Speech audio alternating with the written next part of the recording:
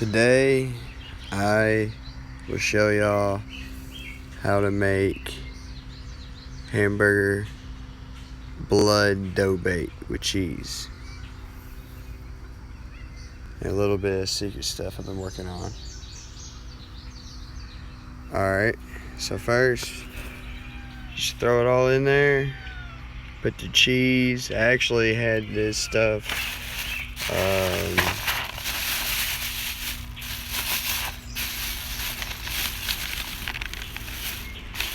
Applewood smoked mashed potatoes that I put in there for the thickening up and nice and powdery.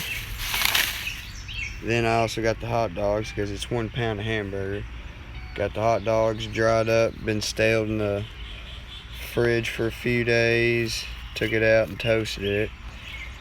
Toasted some actual bread. Got the chicken liver blood. And these are catappa worms that I got at a local pay lake.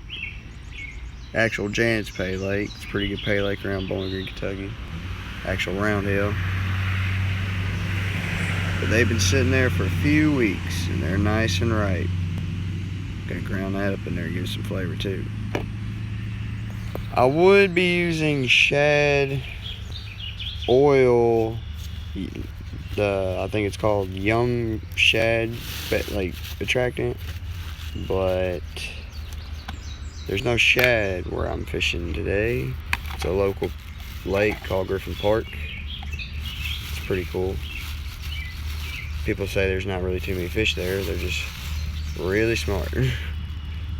Alright, so pour some blood in there.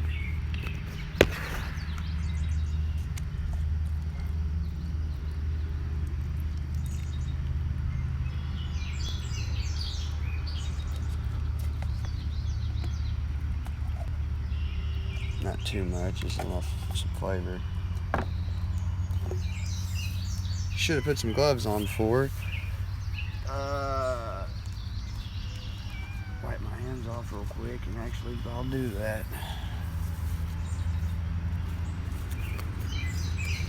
Just using little rubber gloves you can get at the local store. Pretty decent. Well, as I say that, snaps.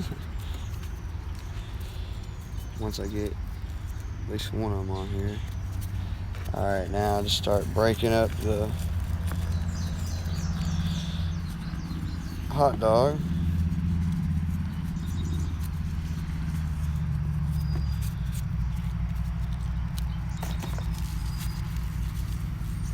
Just crumble it up as much as possible.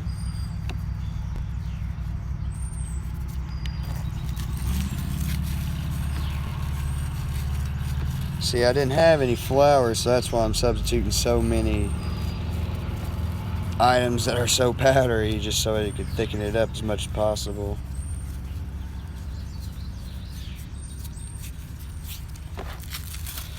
Once I get all of it crumbled up,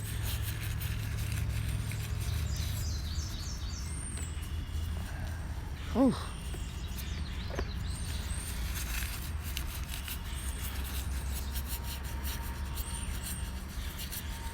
It don't have to be ripped up too much because I'm going to be going at it with this. Look like metal mixer or something. Something with another.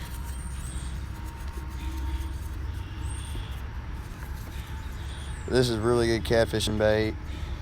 I've actually not used this specific kind. This is a new one I'm making, but I have made others in the past, and they actually do quite work well. Alright, now for the biohazardness. I may not actually just throw the whole worm in, or the whole, I may just throw the juices. A little worm with a little juice on it. Not the whole juice. I don't want it to get too mushy in there. Need to thicken up as much as possible. So, once I've done that, and all my ingredients are in there, start grinding it up. actually take this hair glove off. Don't want to get this patch all nasty. And then just chop it up.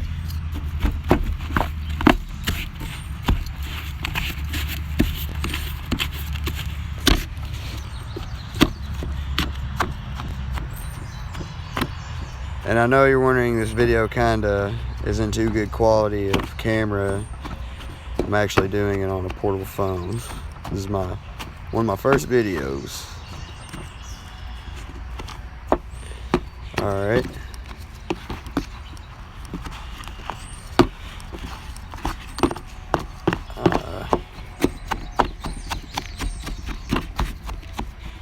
Probably actually need to get into it with my hands.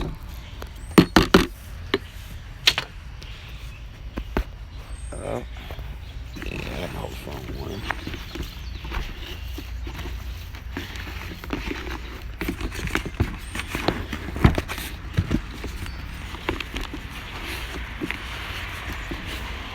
Just mix it up as much as possible. And that mashed potato mix in there will thicken it up pretty good. So I shouldn't have to worry about it being too wet. You just squish it up as much as possible just to mix it all up. Squish up the biohazard, nasty, a month to 2 month old catalpa worm sitting in a container.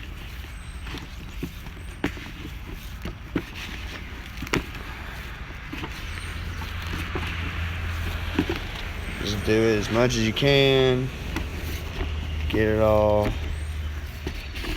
nice.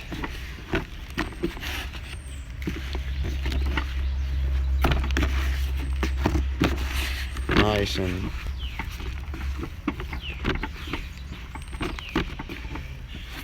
ferment it into a nice, like Play-Doh substance.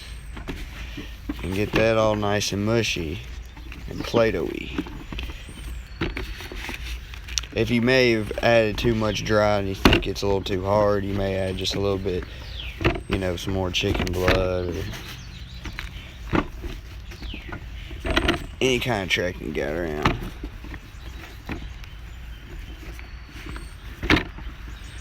But hands getting a little tired. Once you mix that all up and you get it all nice and Play-Doh-y and all the cheese and everything mixed up in together, you put it in the fridge for about 4 to 6 hours, and it comes to the consistency where you can actually dough it up to make these dough balls, and they're actually really great. Try them out if you like them. Leave me a comment, subscribe. As always, this is Brandon Dobson, the Fish Head, coming at you.